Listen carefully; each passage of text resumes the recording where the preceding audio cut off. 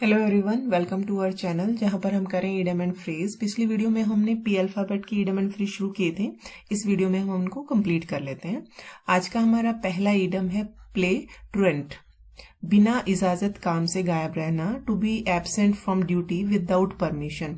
यहाँ पे जरूरी नहीं है कि आप ड्यूटी से ही गायब हो सकता है स्कूल से गायब हो जाना, कॉलेज से, जैसे स्कूल बंक करना, कॉलेज बंक करना, यानी कि जो भी आपकी ड्यूटी है जहां पर भी आप जाते हो और बिना किसी की परमिशन से गायब होना, उसको प्ले ट्रुएंट कहेंगे, यानी कि तुरंत गायब हो जाना। जैसे फॉर एग्जाम्पल आप ये याद करने के लिए रख सकते हो, जैसे कई बच्चे होते हैं ना स्कूल में 3 या 4 पीरियड के बाद वो किसी को बिना बताए चुपके से दीवार को कूद के फांद के भाग जाते हैं, यानी कि तुरंत टुरंट हो जाते हैं, तुरंत गायब हो जाते हैं। एक्चुअली टुरंट का मीनिंग ही होता है आवारा या एब्सेंट रहने वाला कह सकते हो, या कामचोर कह सकते हो। टुरंट का मतलब तो तुरंत गायब हो जाना। तो ये ईडम एक्चुअली उन्हीं बच्चों के लिए बना है जो दीवार फांद के भाग जाते हैं, यानी कि बिना इजाजत के गायब हो जाते हैं। तो प्ले टुरंट। उसके बाद है पॉइजन समवंस ईयर्स, कान भरना। बिल्कुल इजी है, ये हम जनरली यूज करते हैं।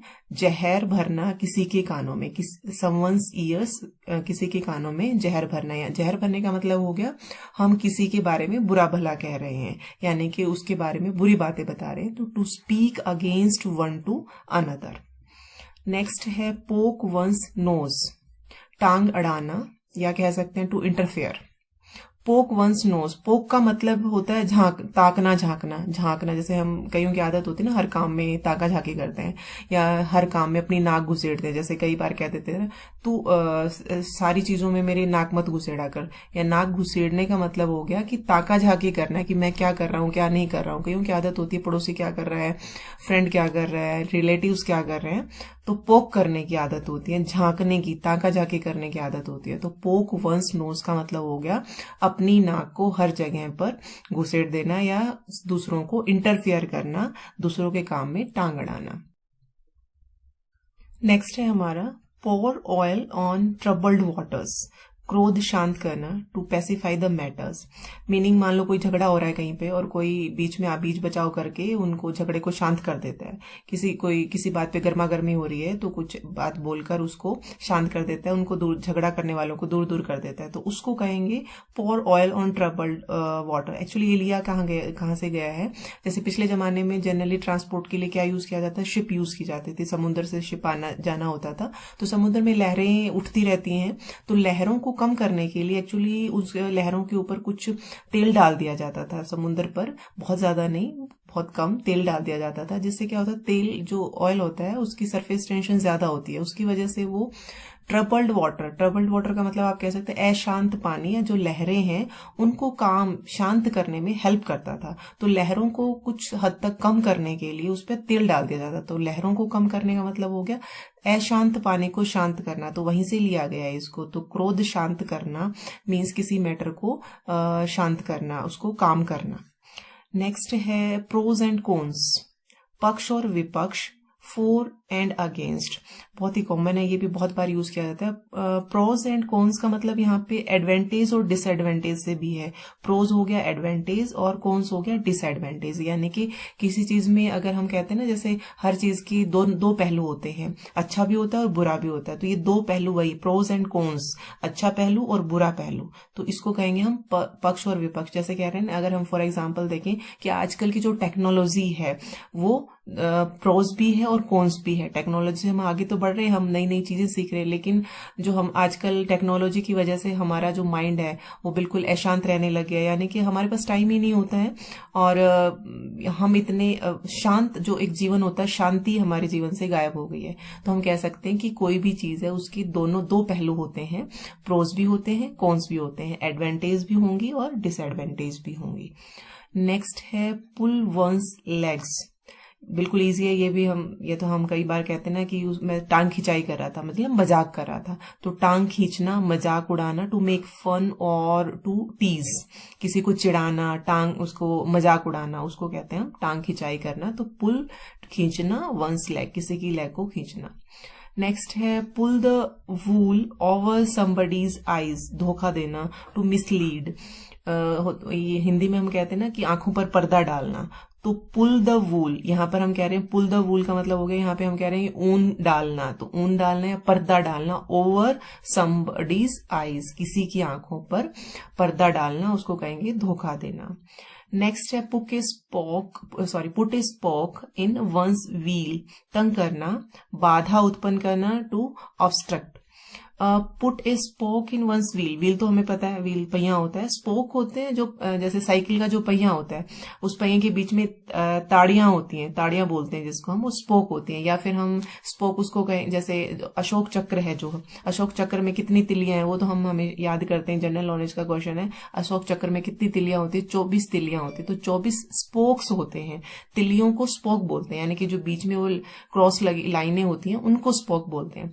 अब पुट ए स्पोक, यानी कि वो स्पोक क्या, एक तार की तरह एक तिल्ली है, उसको अगर हम किसी व्हील में, चलते हुए पहिए में डालेंगे तो क्या होगा, बाधा उत्पन्न होगी, यानी कि वो रुकेगा, ऑब्स्ट्रक्ट होगा। तो put a spoke in one's wheel का मतलब है किसी को परेशान करना या उसमें बाधा डालना। नेक्स्ट है पुट इन कोल्ड स्टोरेज, काम को लंबित कर देना, to keep a work pending. जैसे हिंदी में हम कहते हैं ना कि ठंडे बस्ते में चला गया ये काम, तो सरकार का तो ऐसा ही काम है, ये फाइल तो ठंडे बस्ते में चलेगी। ठंडे बस्ते में जाने का मतलब क्या है कि पता नहीं उसका काम कब होगा, वो डिले हो गया है, पेंडिंग हो गया है। पुट इन कोल्ड स्टोरेज, तो कोल्ड स्टोरेज यहाँ पे ठंडा बस्ता हो गया, आप ऐसे याद कर सकते हो इसको। नेक्स्ट है पुट वंस फुट डाउन, अपने प्राधिकार को दर्शाना, टू एक्ट फर्मली। फर्मली का मतलब होता है दृढ़ता से, सख्ती से। प्राधिकार का मतलब यही हो गया कि हमें जो अधिकार है उसको हम दृढ़ता से दिखाएं। फॉर एग्जाम्पल आप ये कह सकते हो, जैसे मान लो कोई बच्चा कहता है अपने पेरेंट्स से कि आज रात में अपने फ्रेंड्स के साथ पार्टी करूंगा, तो पेरेंट्स क्या कहेंगे, वो अपने प्राधिकार का उपयोग करेंगे, यानी कि नहीं हम जाने नहीं देंगे, अपने हक से बोलेंगे, दृढ़ता से, हक के साथ दृढ़ता से बोलेंगे क्योंकि उनका हक है। तो अपने प्राधिकार को दर्शाने का मतलब उनका हक है, उसको दृढ़ता से शो करना, उसको हम प्राधिकार बोलते हैं। तो पुट वंस फुट डाउन, अब इसको आप कैसे याद रखोगे, पुट वंस फुट डाउन। अब ये दो इडम्स होते हैं, एक तो होता है पुट वंस फुट डाउन, एक होता है पुट वंस फुट अप। तो अगर डाउन है यानी कि आपने धरती पर पैर रख दिए, फुट डाउन, अपना पैर नीचे रख दिया, इसका मतलब दृढ़ता से आप खड़े हो गए हो कि आप ये काम नहीं करना तो ये नहीं करना, यानी कि अपने प्राधिकार को दर्शाते हो। अगर डाउन की बजाय यहाँ अप आ जाता तो अप का मतलब होता है रिलैक्स, कि आपको कोई मतलब नहीं है क्या हो रहा है क्या नहीं हो रहा। अगर आपने ये कहा पुट वंस फुट अप का मतलब है आप रिलैक्स मोड में हैं। तो पुट वंस फुट डाउन का मतलब है पांव जमीन पर रखकर दृढ़ता से आप अपने हक के लिए खड़े हो गए हो, ये नहीं, मैं ऐसे नहीं करने दूंगा। तो अपने प्राधिकार को दर्शाना, उसको कहेंगे। नेक्स्ट है put one's shoulders to the wheel, स्वयं अपने प्रयासों से किसी कार्य को करना, टू वर्क और एक्सर्ट वन सेल्फ हैवीली। अब put one's shoulder to wheel को आप इसको कैसे लर्न करेंगे कि पुट वंस शोल्डर, अपने कंधे को कहाँ लगा देना, व्हील की जगह। मान लो आप कोई काम कर रहे हैं तो गाड़ी को आप अपनी गाड़ी को आप आगे की तरफ खींच के ले जा रहे हो, तो गाड़ी की व्हील की जगह आप अपना कंधा लगा दो। यानी क्या मतलब हुआ कि सारा का सारा आपने वो काम किया, अपनी मेहनत से वो काम किया है, तो अपने कंधे को व्हील की जगह लगा देना, इसका मतलब हो गया स्वयं अपने ही प्रयासों से काम करना। ऐसे आप इसको लर्न कर सकते हो। नेक्स्ट है put the cart before the horse, कोई काम उल्टे सिरे से प्रारंभ करना, टू डू थिंग्स रॉन्गली। अब कार्ट और हॉर्स एंड कार्ट सुना होगा ना, जैसे हम कह सकते हैं घोड़ा गाड़ी कह सकते हैं, या तांगा कह सकते हैं, जैसे आगे घोड़ा तांगे को और पीछे तांगा होता है उसको खींच कर ले जाता है। तो कार्ट यहाँ पर गाड़ी या तांगा हो गया और आगे हॉर्स हो गया।